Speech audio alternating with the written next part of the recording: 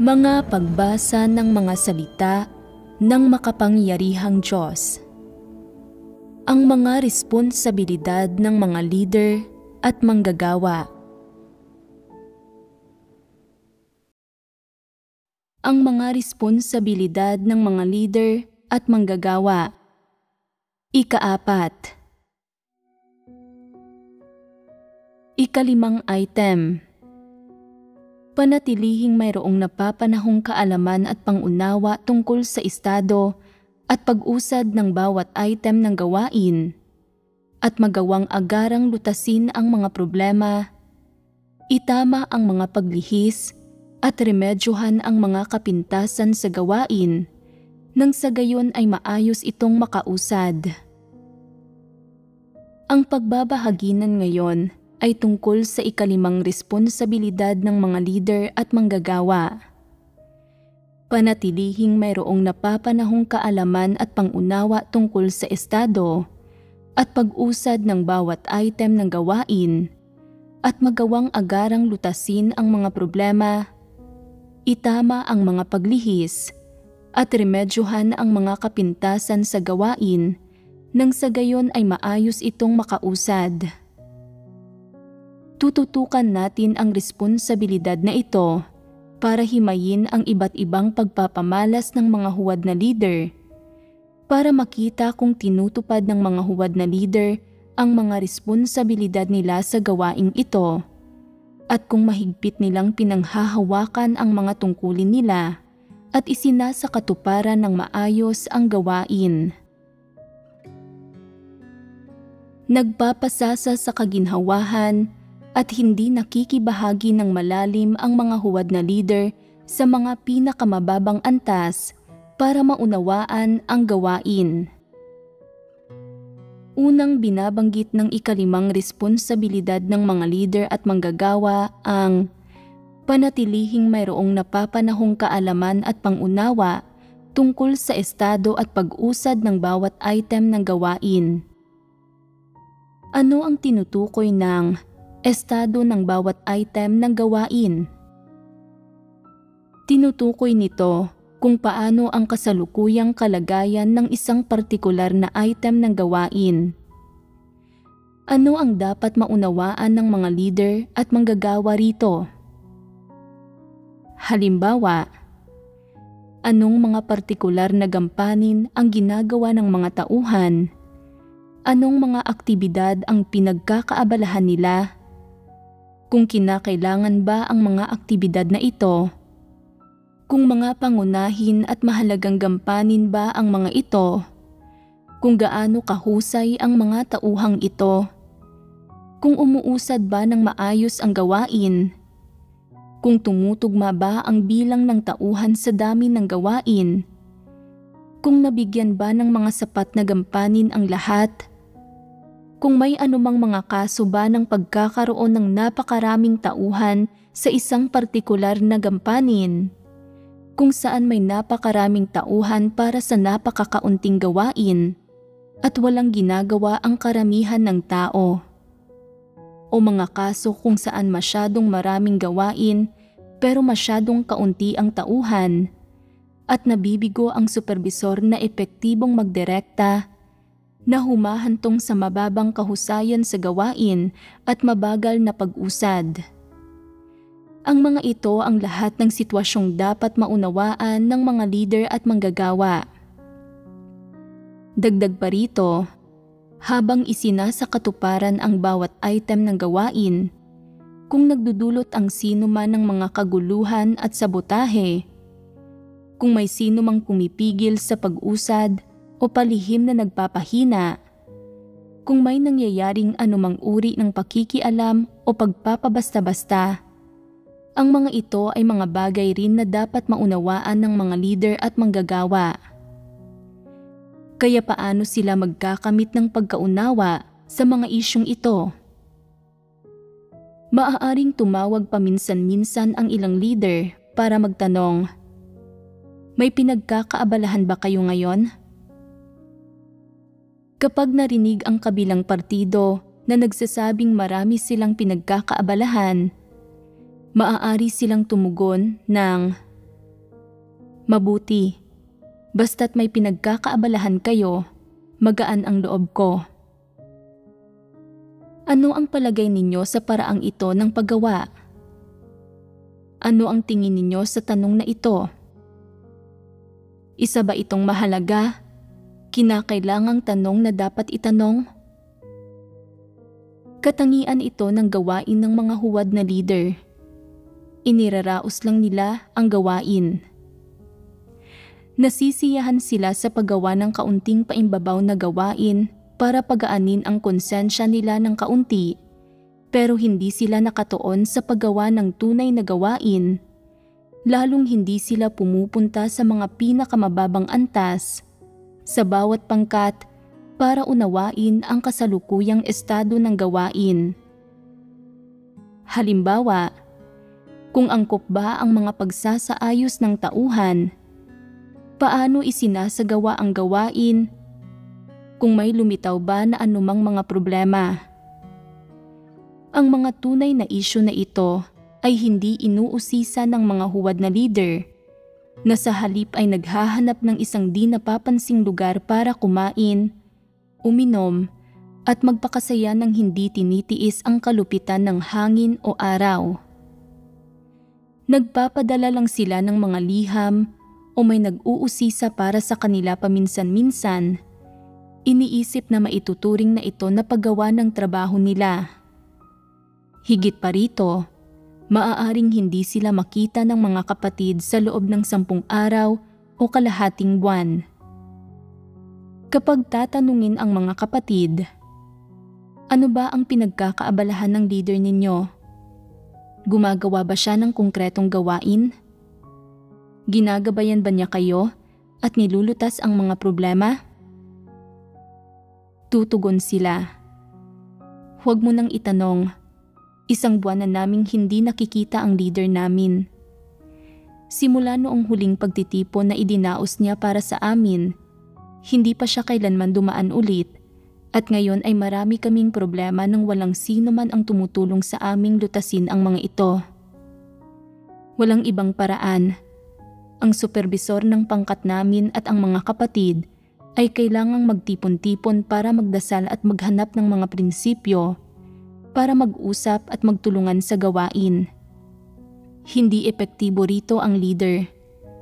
Wala na kaming leader ngayon. Gaano kahusay ang leader na ito sa paggawa ng gawain niya?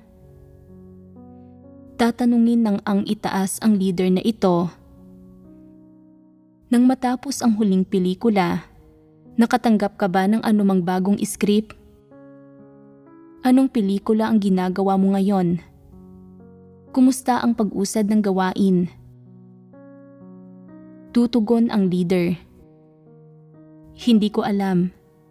Pagkatapos ng huling pelikula, nagdaos ako ng isang pagtitipon kasama sila at pagkatapos niyon, silang lahat ay sumigla, hindi naging negatibo at hindi nagkaroon ng anumang mga problema. Hindi pa kami nagkita simula noon. Kung gusto mong malaman ang kasalukuyan nilang sitwasyon, pwede akong tumawag at magtanong para sa iyo. Bakit hindi ka tumawag para unawain ang sitwasyon ng mas maaga?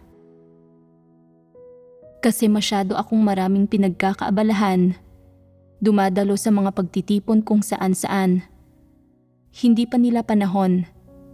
Mauunawaan ko lang ang sitwasyon kapag nakipagtipon na ako sa susunod kasama sila. Ito ang saloobin nila sa gawain ng iglesia. Sasabihin naman ng itaas, hindi mo batid ang kasalukuyang sitwasyon o ang mga problemang umiiral sa gawain ng paggawa ng pelikula. Kaya paano naman ang pag-usad ng gawain ng ebanghelyo? Aling bansa ang pinakamahusay na nagpalaganap ng gawain ng ebanghelyo sa pinaka-ideal? Aling bansa ang may mga tao na medyo mahusay ang kakayahan at mabilis umarok? Aling bansa ang may mas magandang buhay iglesia? Nakatuon lang ako sa mga pagtitipon. Nakalimutan kong magtanong tungkol sa mga bagay na ito. Kung gayon, sa pangkat ng mga taga-ibanghelyo, ilang tao ang kayang magpatotoo? Ilang tao ang nililinang para magpatotoo? Sino ang responsable at sumusubaybay sa gawain ng iglesia at buhay iglesia sa aling bansa? Sino ang nagdidilig at nagpapastol? Nagsimula na bang mamuhay ng buhay iglesia ang mga bagong miyembro ng iglesia mula sa iba't ibang bansa? Ganap na bang nalutas ang mga kuro-kuro at imahinasyon nila? Ilang tao na ba ang nag-ugat ng sarili nila sa tunay na daan, hindi na maililihis ng mga relihiyosong tao? Pagkatapos manampalataya sa Diyos ng 1 o 2 taon, ilan ang kaya ng gumampan sa mga tungkulin nila? Nauunawaan at naaarok mo ba ang mga usaping ito?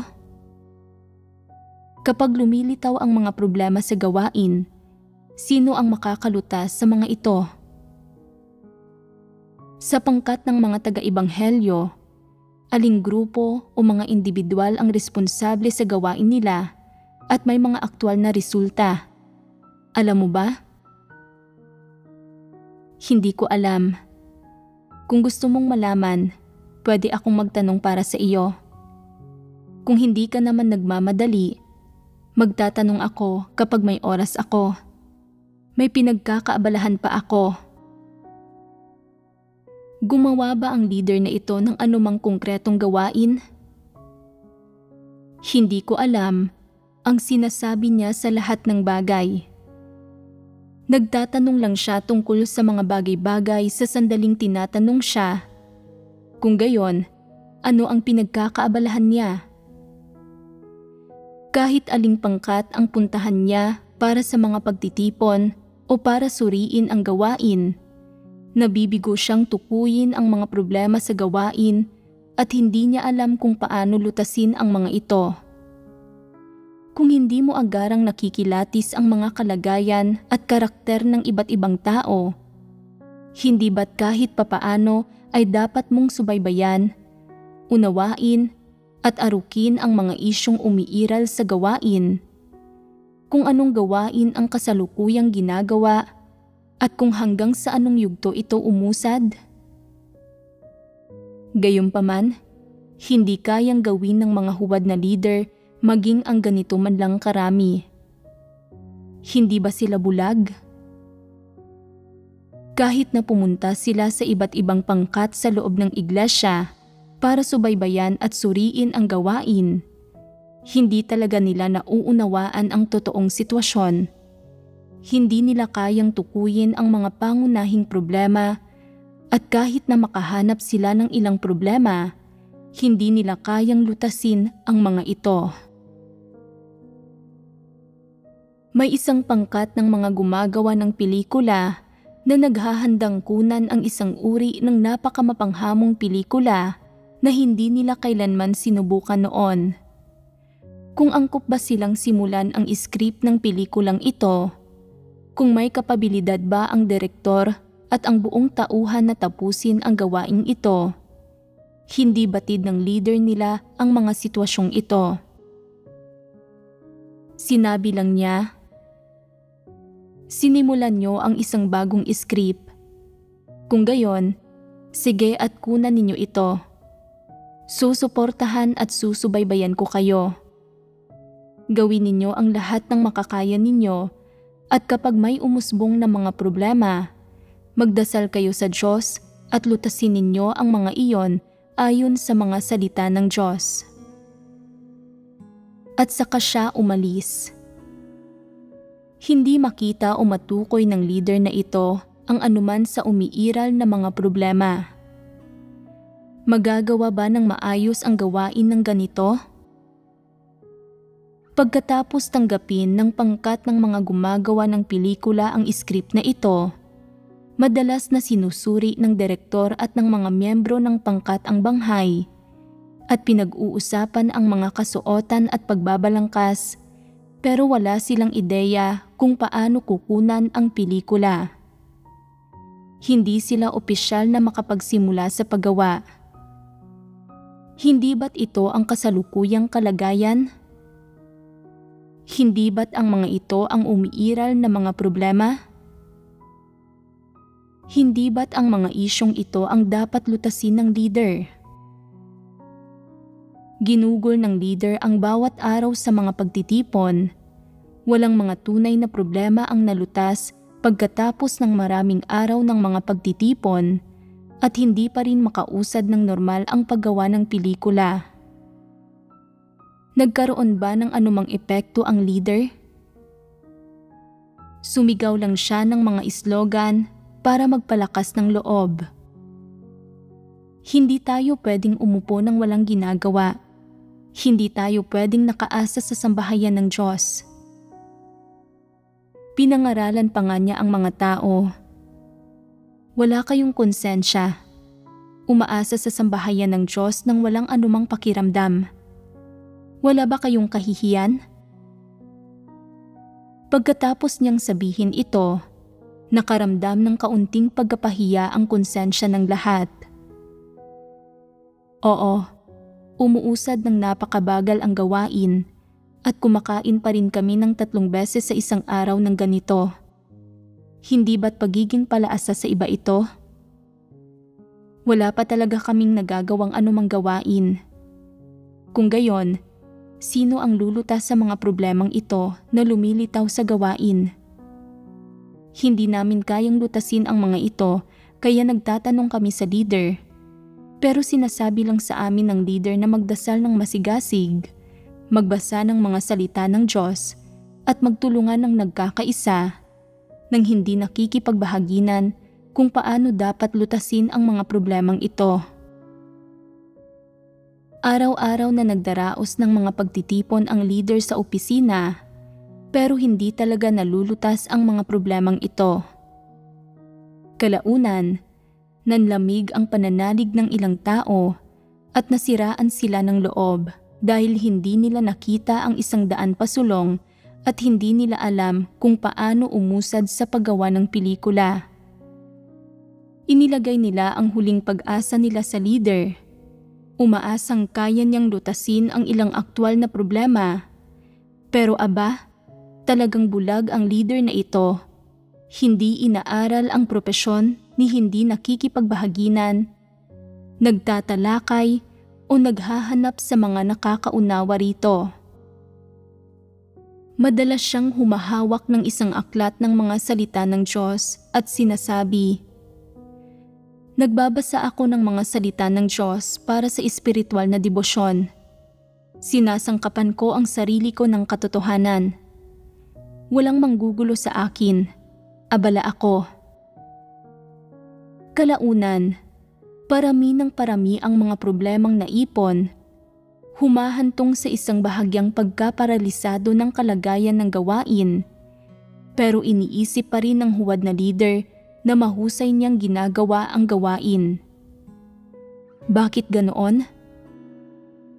Naniniwala siyang dahil nagdaos siya ng mga pagtitipon, nag-uusisa siya tungkol sa sitwasyon ng gawain, nagtukoy siya ng mga problema, nagbahagi siya ng mga salita ng Diyos, nagbanggit ng mga kalagayan ng mga tao, at ikinumpara ng lahat ang mga sarili nila sa mga kalagayang ito at nagpasya silang gampanan ng mahusay ang tungkulin nila. Kung gayon, ay naisakatuparan na ang responsibilidad niya bilang isang leader at ginawa na niya ang lahat ng maaaring asahan mula sa kanya. Kung hindi mapamahalaan ng maayos ang mga partikular na gampaning may kaugnayan sa mga propesyonal na aspekto, hindi iyon pananagutan ng leader. Anong uri ng leader ito? Bumagsak sa isang bahagyang pagkaparalisadong kalagayan ang gawain ng iglesia, pero hindi man lang siya nabalisa o nabagabag. Kung hindi nag-usisa o naghikayat ang itaas, magpapatuloy lang siya sa pagpapatumpik-tumpik. Hindi kailanman babanggitin kung ano ang nangyayari sa ilalim niya. Walang nilulutas na mga problema. Naisakatuparan ba ng gayong leader ang mga responsibilidad niya sa pamumuno? Kaya, Ano ang pinagsasabi niya buong araw sa mga pagtitipon? Dumadaldal siya ng walang ginagawa, nangangaral lang ng mga doktrina at sumisigaw ng mga slogan. Walang nilutas ang leader ng mga tunay na problema sa gawain.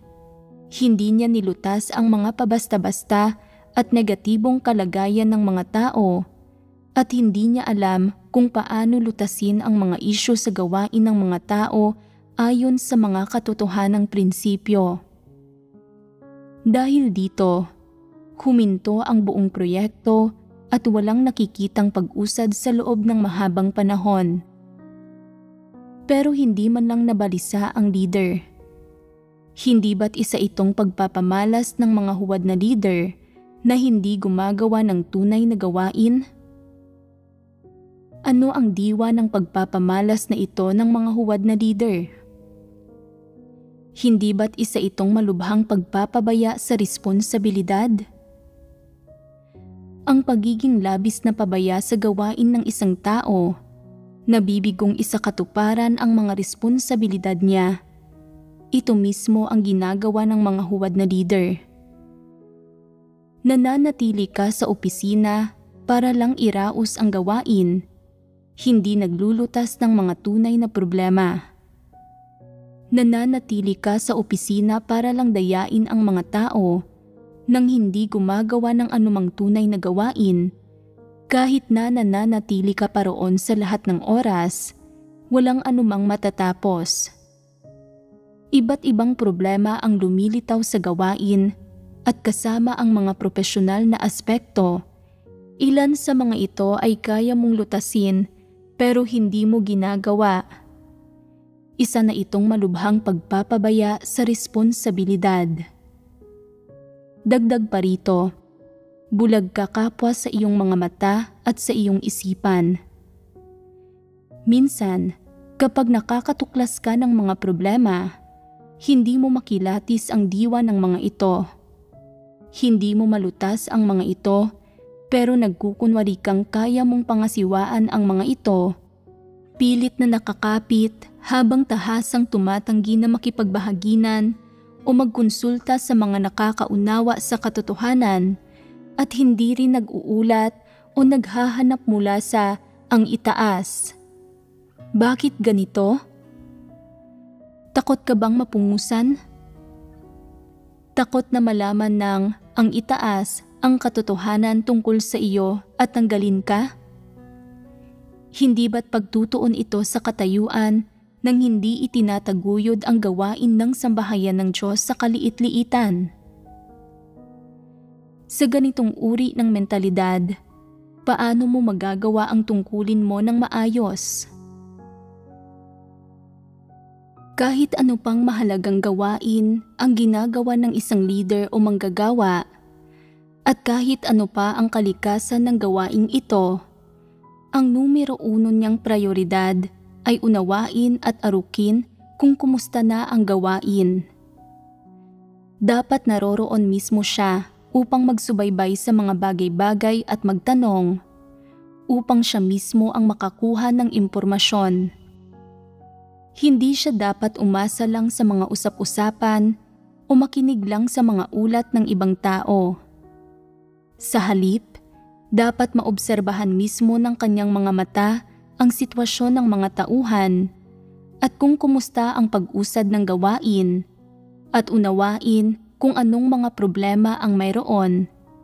Kung may anumang aspekto ba ng gawain ang hindi ayon sa mga hinihingi ng ang itaas, kung may mga paglabag ba sa mga prinsipyo, kung mayroon bang anumang kaguluhan o pagkagambala, kung kulang ba ang mga kailangang kagamitan o mga nauugnay na materyales sa pagtuturo tungkol sa propesyonal na gawain.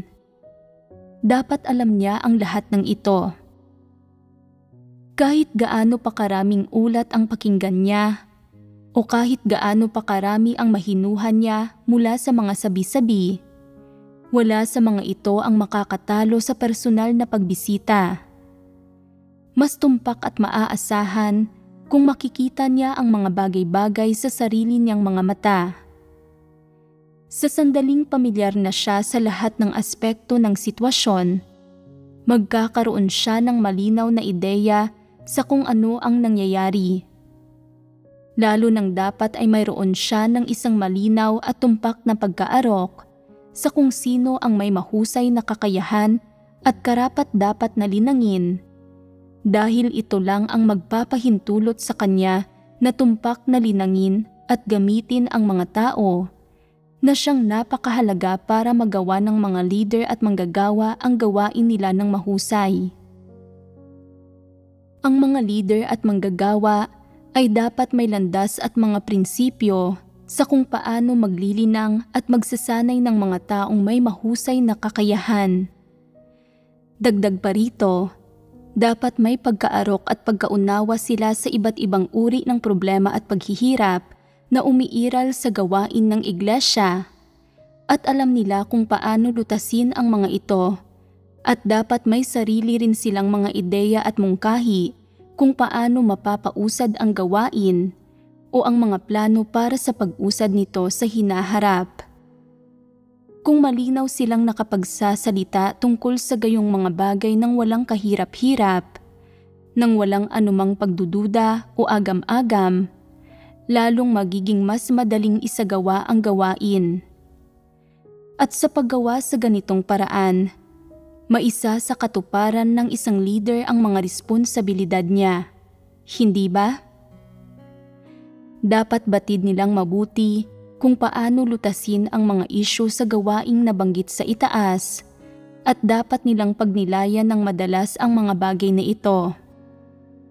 Kapag nakakatagpo sila ng mga problema, kailangan nilang makipagbahaginan at makipagtalakayan tungkol sa mga bagay na ito kasama ang lahat. Hinahanap ang katotohanan para lutasin ang mga isyu. Sa paggawa ng tunay na gawain sa ganitong praktikal na paraan, hindi magkakaroon ng mga problemang hindi malulutas. Alam ba ng mga huwad na leader kung paano ito gawin? Alam lang ng mga huwad na leader na magkunwari at mandaya ng mga tao. Kumikilos na parang nauunawaan nila ang mga bagay kahit na hindi naman. Hindi makalutas ng anumang mga aktwal na problema at nagpapakaabala lang sila sa mga walang kwentang usapin. Kapag tinatanong kung ano ang pinagkakaabalahan nila, sinasabi nila, "Kulang ng ilang kutsyon ang tinitirahan namin at kulang ng isang piraso ng tela para sa mga kasuotan ang pangkat ng mga gumagawa ng pelikula, kaya umalis ako para bumili ng ilan." Sa iba pang pagkakataon, naubusan ng mga sangkap ang kusina at hindi makaalis ang kusinero, kaya kinailangan kong lumabas at bumili ng ilan, at bumili na rin ako ng ilang supot ng harina. Kinailangan ko mismong gawin ang lahat ng bagay na ito. Talagang napakarami ng pinagkakaabalahan nila. Hindi ba't pinababayaan nila ang mga marapat nilang gampanin? Wala talaga silang pakialam o wala talaga silang dinadalang pasanin pagdating sa gawain na nasa saklaw ng mga responsibilidad nila bilang mga leader. Nilalayong mairaos lang ang gawain. Ang problema ng pagiging lubos na mahina ng sarili nilang kakayahan at ng pagiging bulag nila kapwa sa mga mata at isipan ay sapat nang malubha, pero wala rin silang dinadalang pasanin at nagpapasasa sila sa kaginhawahan, madalas na gumugugol ng ilang araw sa isang komportableng lugar. Kapag may problema ang isang tao at hinahanap sila nito para sa isang solusyon, hindi sila matatagpuan kahit saan at walang sino man ang nakakaalam kung ano talaga ang pinagkakaabalahan nila. Pinamamahalaan nila ang sarili nilang oras. Sa linggong ito, magdaraos sila ng isang pagtitipon para sa isang pangkat sa isang umaga, magpapahinga sa hapon, at sa gabi, titipunin nila ang mga tao na namamahala sa mga pangkalahatang usapin para talakayin ang mga usapin. Sa susunod na linggo, Magdaraos sila ng isang pagtitipon para sa mga namamahala sa mga usaping panlabas. Kaswal na nagtatanong, "Mayroon bang anumang mga problema? Nagbasa ba kayo ng salita ng Diyos sa panahong ito? Napigilan o nagulo ba kayo sa mga pakikisalamuhan ninyo sa mga walang pananampalataya?" At pagkatapos itanong ang ilang tanong na ito, tatapusin na nila ang usapan. Sa isang kisap mata, lilipas ang isang buwan. Anong gawain ang nagawa nila? Bagamat nagdaos sila ng mga pagtitipon para sa bawat pangkat ng halinhinan, wala silang alam tungkol sa sitwasyon ng gawain ng anumang pangkat, ni hindi rin nila inalam o inusisa ang tungkol dito, o lalong hindi sila sumali sa gawain o nagdirekta nito sa bawat pangkat. Hindi sila nakilahok, nagsubaybay, o nagbigay ng direksyon tungkol sa gawain, pero may ilang bagay silang ginawa ng nasa oras.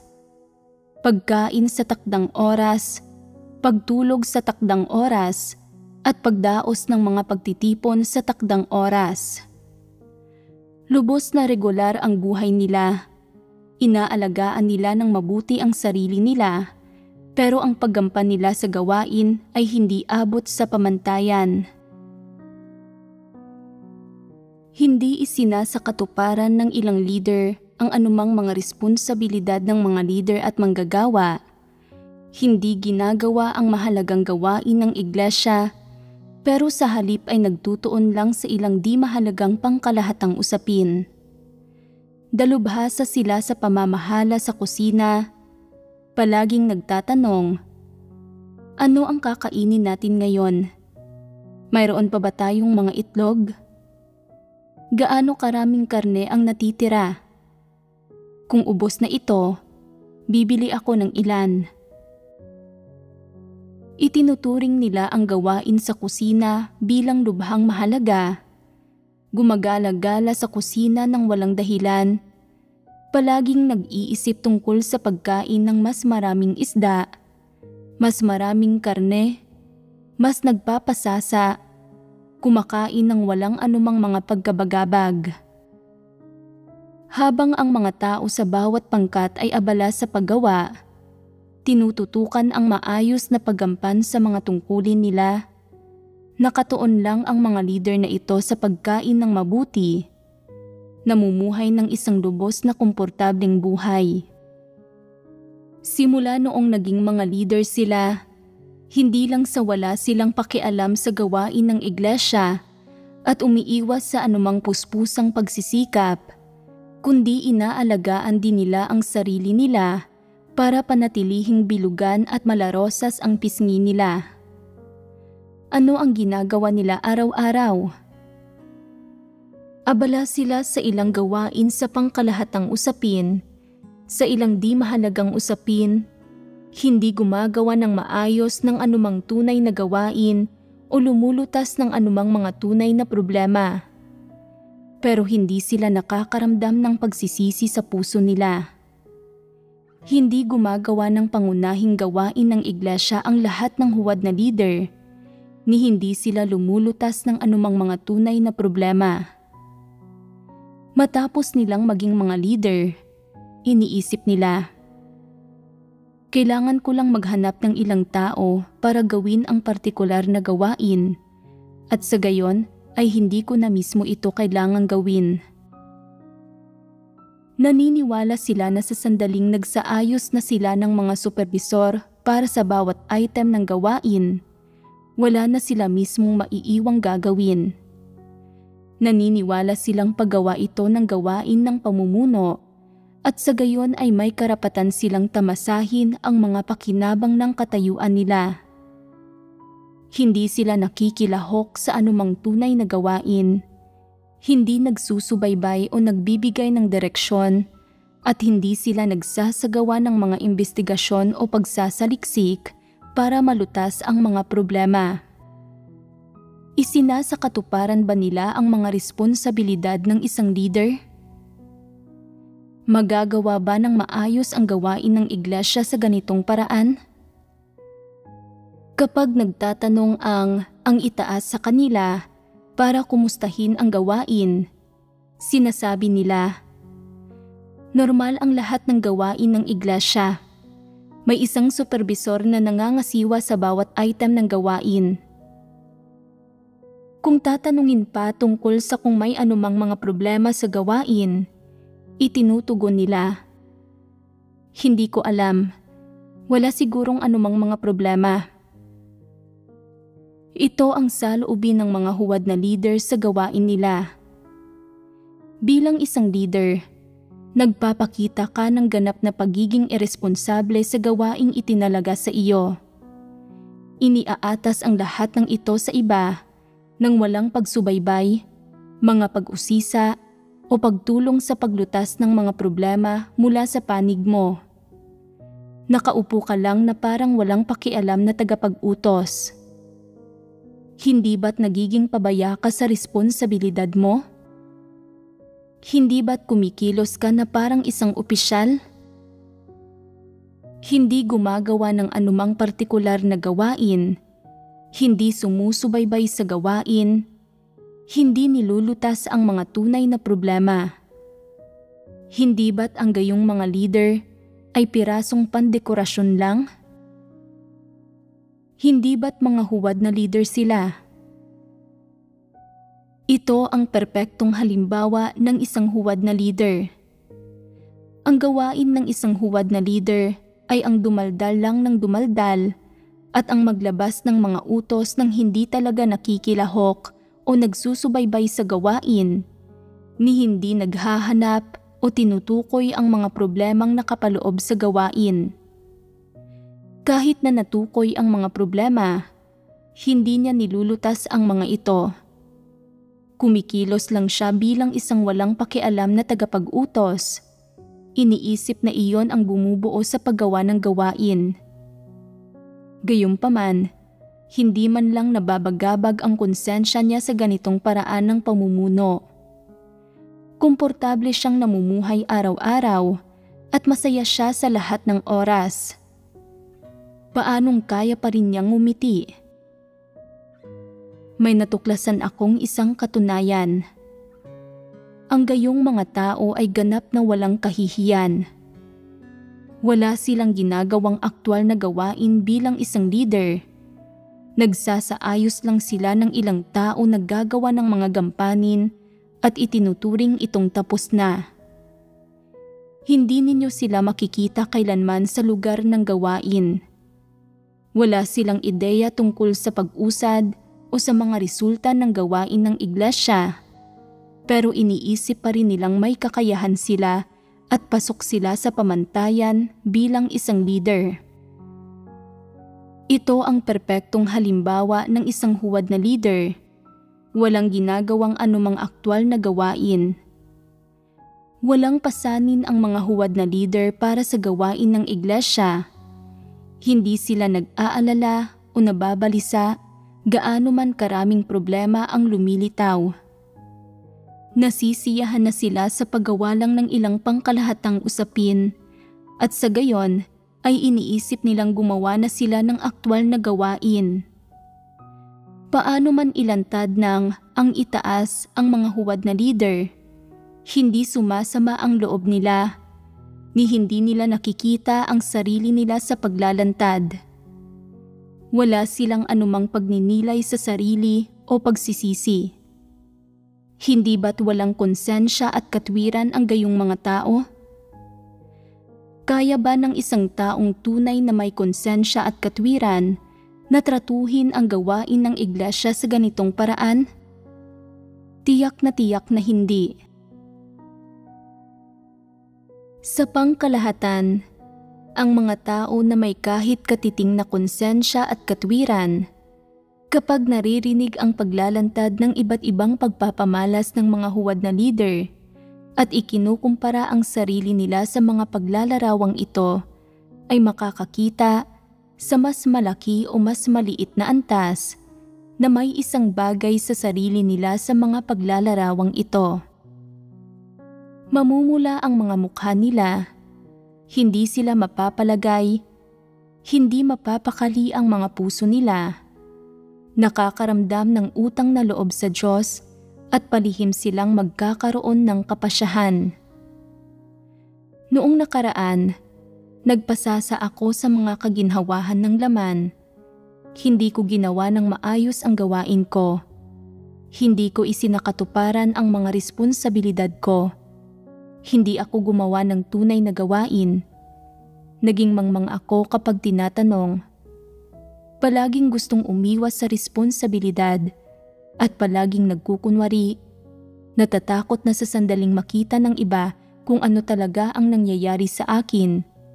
Mawawala ang reputasyon at katayuan ko at hindi ko mapapanatili ang posisyong pinanghahawakan ko bilang isang leader. Ngayon ko lang nakikita na kahiya-hiya at hindi pwedeng magpatuloy ang gayong pag-uugali. Dapat maging mas masigasig ako ng bahagya sa pagkilos at magsumikap ako. Kung patuloy akong mabibigo sa paggawa ng maayos, hindi mapapatawad iyon. Makokonsensya ako. Nagtataglay pa rin ang ganitong mga huwad na leader ng kaunting pagkatao at konsensya. Kahit papaano, may kamalayan ang konsensya nila. Pagkatapos marinig ang paglalantad ko, nakikita nila ang sarili nila sa mga salitang ito at nakakaramdam ng pagkabagabag. Nagninilay sila. Talagang wala akong nagawang anumang tunay na gawain o nalutas na anumang mga tunay na problema. Hindi ako karapat-dapat sa atas ng Diyos o sa titulo ng leader. Kung gayon, ano ang dapat kong gawin? Dapat akong bumawi. Mula ngayon, dapat akong magpakasigasig at lumutas ng mga tunay na problema. Makilahok sa bawat partikular na gampanin. Umiwas sa pagtakas sa responsibilidad. Umiwas sa pagkukunwari at gumawa ng mga bagay sa abot ng makakaya ko. Sinisiyasat ng Diyos ang puso at kaloob-loobang kaisipan ng mga tao. Alam ng Diyos ang tunay na sukat ng lahat. Hindi importante kung ginagawa ko man ng maayos o hindi ang mga bagay. Pinakamahalaga ang buong pusong paggawa nito. Kung hindi ko man lang magawa ito, matatawag pa rin ba akong tao? Ang kakayahang pagnilayan ang sarili sa ganitong paraan ay tinatawag na pagkakaroon ng konsensya. Ang mga taong walang konsensya, paano mo man sila ilantad, ay hindi namumula ang mukha o hindi nakararamdam ng pagkabog ng dibdib nila. Nagpapatuloy lang sila sa paggawa ng anumang gusto nila. Kahit na nakikita nila ang sarili nila sa inilantad ng Diyos, nakakaramdam sila ng kawalan ng interes tungkol dito.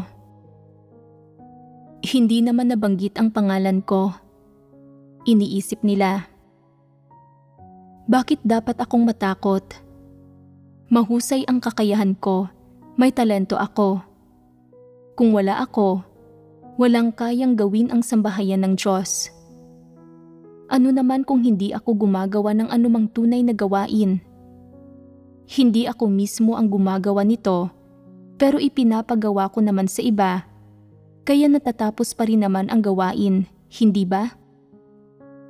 Sa ano't anuman, sa bawat gampaning ipinapagawa mo sa akin, tinatapos ko ito para sa iyo. Sino pa man ang isinasaayos ko para gawin ito. Mahusay ang kakayahan ko, kaya matalino akong gumagawa. Sa hinaharap, magpapatuloy akong iraos ang gawain at magpapakaligaya sa buhay tulad ng ninanais ko. Kahit paano ko himayin o ilantad ang mga huwad na leader nang dahil sa hindi paggawa ng tunay na gawain, nananatiling pareho ang gayong mga tao, ganap na walang kamalayan. Hayaan mo ang iba na isipin kung ano ang gusto nila at tingnan ako kung paano nila ako gustong tingnan. Talagang hindi ko ito gagawin. May konsensya ba ang gayong mga huwad na leader? Ito ang ika-4 na pagkakataong nagbahaginan tayo tungkol sa paglalantad ng iba't ibang pagpapamalas ng mga huwad na leader. At sa bawat pagkakataong inilalantad ko ang gayong mga individual, iyong mga may kahit katiting na konsensya ay nakakaramdam ng kaba o pagkabalisa, nakakaramdam ng kawalang kumpiyansa nang dahil sa hindi maayos na paggawa nila ng gawain, at palihim na nagpapasyang mabilis na magsisi at magbago. Samantala, iyong mga walang konsensya ay labis-labis na walang kahihiyan. Wala silang anumang nararamdaman. Paano man ako makipagbahaginan, nagpapatuloy lang sila sa pamumuhay sa mga araw nila tulad ng nakasanayan. Nagpapakaligaya sa buhay tulad ng ninanais nila. Kapag tinatanong mo sila, responsable ang ilang tao sa gawain ng ebanghelyo, ang ilan sa gawain ng pagsasalin, at ang iba naman sa gawain ng paggawa ng pelikula. Sa anong partikular na gawain ka responsable? Sinasabi nila, bagamat wala akong nagawang anumang partikular na gawain, pinangangasiwaan ko ang lahat ng bagay. Nagdaraos ako ng mga pagtitipon para sa kanila. Kung tatanungin mo sila, gaano karaming pagtitipon ang idinaraos mo sa loob ng isang buwan?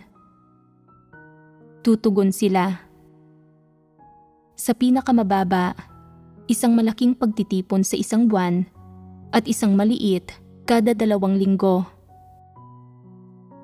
At kapag tinatanong mo sila, bukod sa pagdaraos ng mga pagtitipon, anong partikular na gawain ang nagawa mo?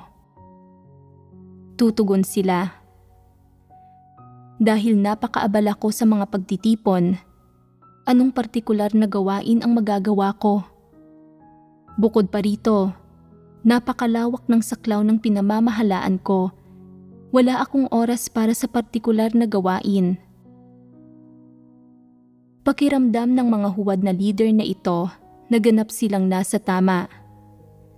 Napakatatag at napakatibay nilang mga leader. Kahit paano sila inilantad at pinungusan, hindi masama ang loob nila tungkol dito kahit kaunti. Kung may ipinapagawa sa aking partikular na gawain, tulad ng pagluluto para sa 5 tao, pero gumawa ako ng pagkain na sapat lang para sa 4, hindi ako magiging komportable dahil sa hindi sapat ang nagawa ko, at makakaramdam ako ng pagkakonsensya dahil hindi ko napakain ng sapat ang lahat. Kung gayon, iisipin ko kung paano ako makakabawi. Tinitiyak na wastong magkakalkula sa susunod para makakuha ng sapat na makakain ang lahat. At kapag may nagsabi na masyadong maalat ang pagkain, sasama rin ang loob ko. Tatanungin ko kung aling putahe ang masyadong maalat, at pagkatapos ay tatanungin ko ang iba kung angkop ba ang pampalasa. Bagamat mahirap pasayahin ang lahat, dapat ko pa ring subukan ang bawat posibleng paraan para magawa ko ng maayos ang parte ko. Ito ay tinatawag na pagsasakatuparan ng mga responsibilidad ng isang tao.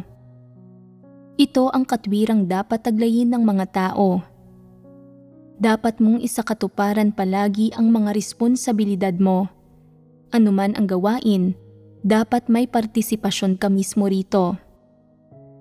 Kung may sino mang mag-aalok ng ibang opinyon, kahit sino pa sila, at napagtanto mong nasa mali ka at sumama ang loob mo pagkatapos marinig ito, dapat kang gumawa ng mga pagwawasto at ilagay ang puso mo sa gagawin mo sa hinaharap, na gumagawa ng maayos kahit na nangangahulugan ito ng pagtitiis ng ilang paghihirap. Walang ganitong pakiramdam ang mga huwad na leader, kaya hindi talaga sila nagtitiis ng anumang paghihirap.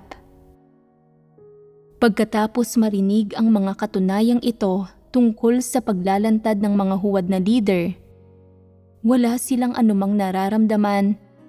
Nasisiyahan pa rin sa pagkain nila, natutulog ng mahimbing, at nagpapakasasa sa buhay nang may parehong pakiramdam ng kasiyahan araw-araw at nang walang pakiramdam ng pagdadala ng mabigat na pasanin sa mga balikat nila o walang kirot ng pagkakonsensya sa puso nila.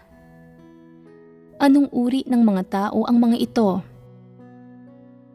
May problema ang gayong mga tao sa karakter nila. Wala silang konsensya, wala silang katwiran, at mababa ang karakter nila.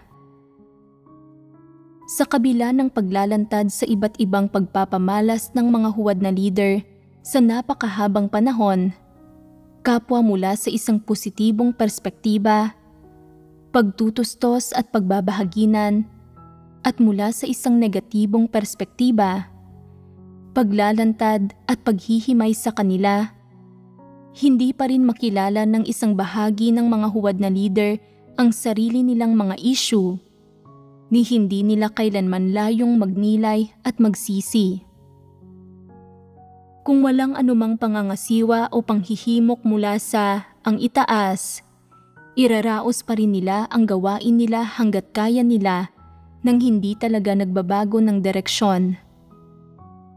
Paano kung man sila inilalantad, nakaupo pa rin sila roon ng kalmado at ganap na walang kamalayan?